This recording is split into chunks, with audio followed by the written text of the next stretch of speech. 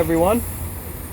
We just got back from Bend, Oregon, and we did a trip down to Hampton Butte, and I got about half a 5-gallon bucket of material here that we are going to wash up today. Follow along and we'll go get them all cleaned up. Got all of our rough pieces here, still coated in mud. We'll get them dumped out and we'll show you, but here's a couple pieces I've already washed up. It's got like some nice either agate or like opalization in there. And then this piece here, this one got me real excited. Look at that color, the yellows, the reds, the greens, and some blues. We will do a little before and after video. Hope you guys enjoyed.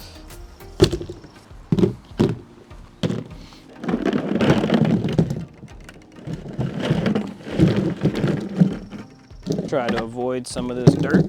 Yeah, most of these finds I have found by just surface collecting and looking through other people's tailings.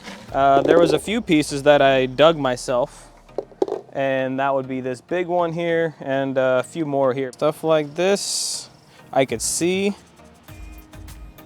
there's something cool here, but you won't really be able to tell until everything's been cleaned up. Hope you guys enjoy this cleaning montage.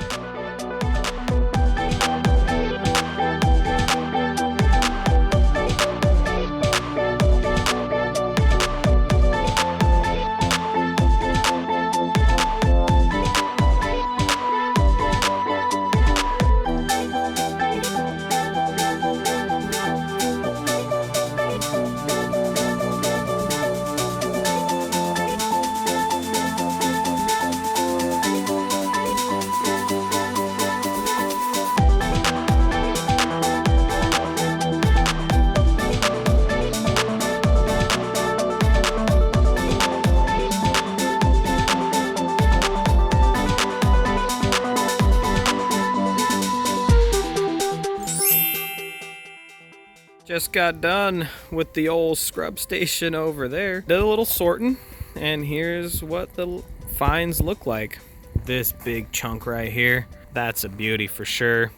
I weighed this earlier. It weighs 12.5 pounds.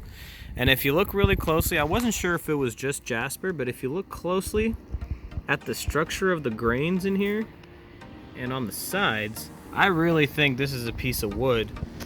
Over here, on the left side, I have more of the petrified woods, or what I'm pretty certain is petrified wood.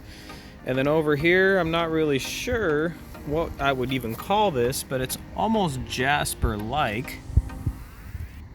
You know, doesn't have too much structure or anything. This piece here has some nice like agatization towards the top. Really pretty. This guy's got like a little band going down this way. These ones actually had some crystal pockets, which are really cool. This was a really cool find though. I'm pretty certain this was a limb cast. You could see like the agate structure, and then around the side here, definitely have this like fibrous cellular structure on the outside, and it's just completely agatized, which is super neat. And then we have some of these guys.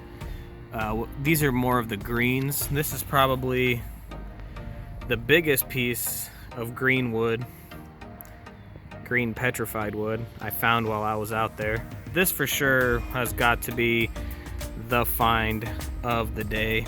Look at that. Nice yellow, red, green to blue. Here's the cleanup of those pieces that we hit with the spot cleaning gun. Yeah, I just kind of wanted to go through a couple of them with y'all. And I mean, look at this piece of wood. That is fantastic. You know, now that they're all cleaned up, I'm starting to think about like which way I'm gonna cut them, or if I'm gonna cut them. This guy here, for sure want to clean up the face, make a nice little limb cast specimen. It's got a nice crystal pocket on this side. Crazy looking little banding formation and a nice exterior. This piece here, still by far my favorite. It's got the most variety of color I mean, you got like an agate, and all this half side is agate, and then you got nice different colored jaspers running through. This big hunkin' chunkin' piece of wood or jasper, I'm not really sure exactly what it is. This I have no idea what I'm gonna do with. It definitely has the grain structure of wood in certain areas, especially on the edges. You can kind of see. And then it has nice little like cavities of agate already filled in. Even got a little crystal pocket right there. So let's talk about Hampton Butte for a second. It was my very first time going up to Hampton Butte. I looked in the Falcon Guide, the Rockhounding book for Oregon, and I went to the GPS location there.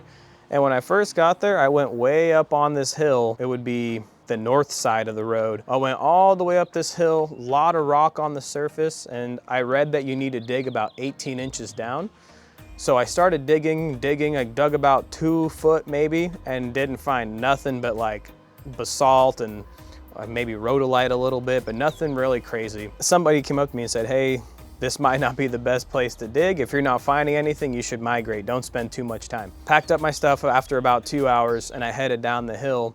And literally right off the main road that goes down that way, there was this huge dugout pit area, more like a trench. It was like long wise. I jumped out and I said, hey, there's nobody digging here. This is an old hole. I'm just gonna go and do a little surface picking. And that's when I started finding a lot of this kind of material laying right on the surface, which got me excited. Nice green or reddish orange color. Did a lot of surface picking, and I just picked someone's hole that was about maybe, you know, a foot down, maybe a foot across by each side, and about a foot down. And I said, you know, if I dig down to 18 inches, I might find something there. So I took this old hole, I dug a little bit deeper, and then I started finding some really cool stuff. Like that's where I pulled this green piece of wood out at.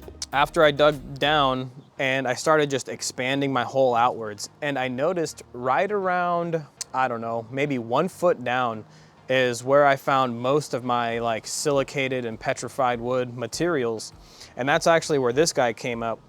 I found this piece by going, like, you know, digging out my hole inside about a foot down, just kind of digging a trench underneath.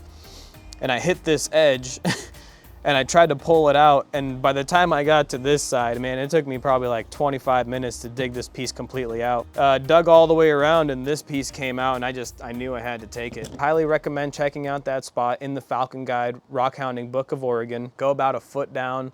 That's where I was finding most of my stuff. Other areas might be different, but yeah.